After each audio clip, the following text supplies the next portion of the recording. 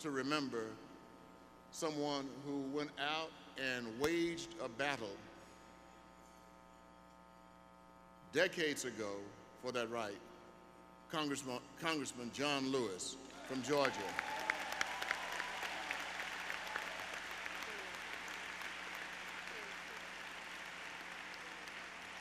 I'm not sure that he stood up, but Congressman Chaka Fattah from Philadelphia,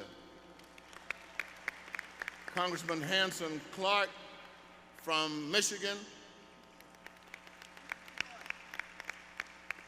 and Congresswoman Terry Sewell from Alabama, and that's important, at least for us, because she's the good congressperson who joined the CBC from Alabama. Not that we need to talk about anybody else, but we are certainly glad that she is here. As we continue, you know, one of the things that we've got to do is to celebrate and push our own. And over the years, there's been few people who've been on the case like the Reverend Jesse Jackson. And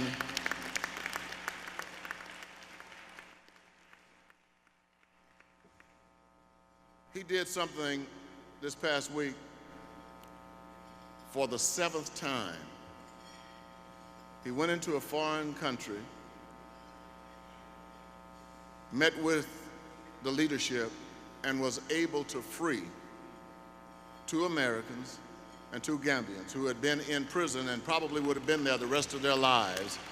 I want to acknowledge and thank Reverend Jesse Jackson. Reverend Jesse Jackson has been able to get done what others couldn't do, even those who were in positions to have gotten it done. Thank you, Reverend. Thank you.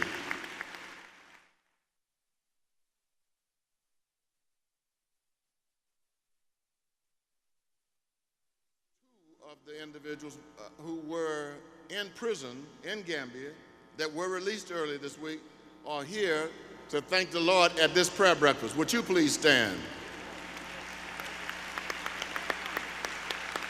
Fresh out of jail.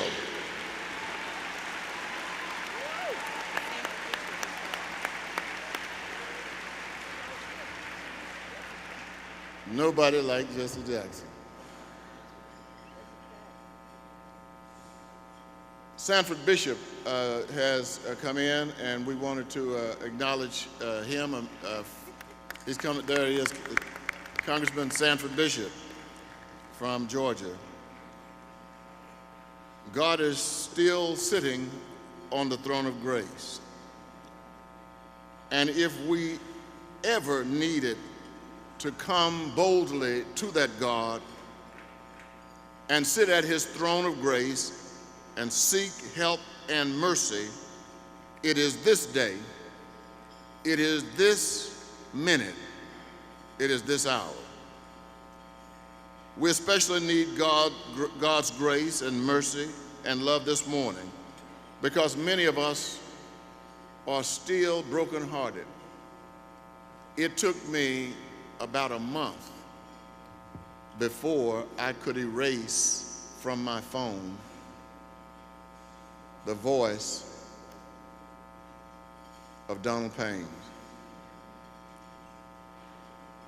He had called me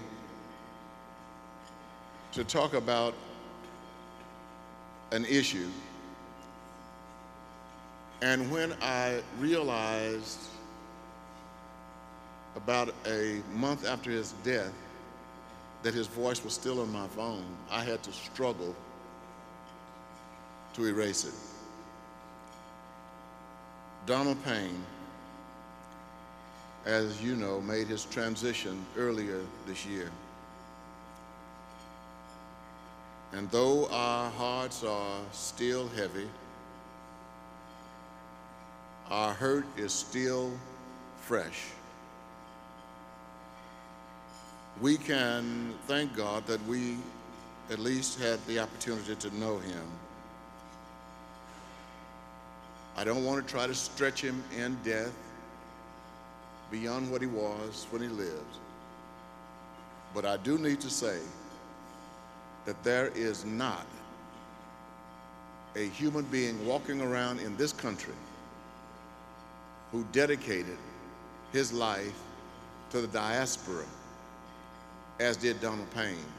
Every king, every prime minister, every president in Africa knew him on a first-name basis. And those of us in the CBC miss him dearly. The writer of Proverbs said, "Friends loves at all times, and a brother is born in adversity." Donald Payne guided the CBCF through some very troublesome times during his chairmanship. And he was someone who was more committed to listening than talking. He was more committed to dialogue than division, more committed to solutions than salvos, and to being fair than to being right. We miss him dearly. We also need God's grace and mercy to stand strong and resist continuing efforts to balance the federal budget and eliminate the deficit on the backs of poor people. Ladies and gentlemen, if we don't stand up and speak out and push back on this, we should never walk into another church. There is nothing greater than our responsibility to the poor. And I didn't make that up. It comes straight out of the gospel of Jesus Christ. Every single morning over in the Capitol, with great pomp and circumstance, the House is open for business. And every single morning before we go into business, someone gives a prayer. And then right after the prayer is finished, then we began further pauperizing the poor, agitating the aged, and polarizing the population, almost as if it came out of the Bible. And God loves everyone. But make no mistake, if you've ever read the Gospels, you know that there is a preference. There is a group that God, through Jesus Christ, speaks out for and works for, and they are called the poor. God is partial to the poor.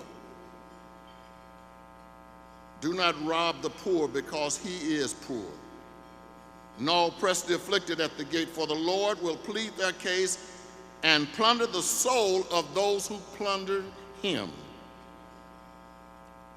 Let me just say, people can stand up and do whatever they want to say, what they want to say, but God will not be pimped.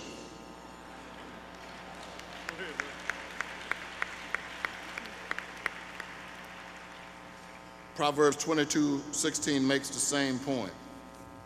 And then finally, we need grace, love, and mercy to mobilize every leader in our community to ensure that there is a vigorous protection for the precious right to vote. John Lewis and others fought for that. We have blood that has been spilled. How dare anyone to stand up and block the opportunity to vote for somebody who received that opportunity through blood. And so we've got to get out and work and make sure that our people vote. If they don't vote, they are a zero, a naught,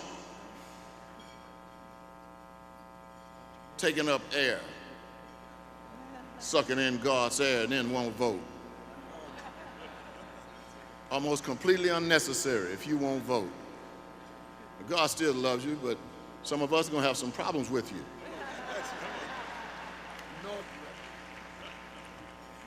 Let's give our wonderful co-chairs Congresswoman Gwen Moore, Congressman Andre Carson. A big hand for the job they've done. Thank you very much, and may God bless you.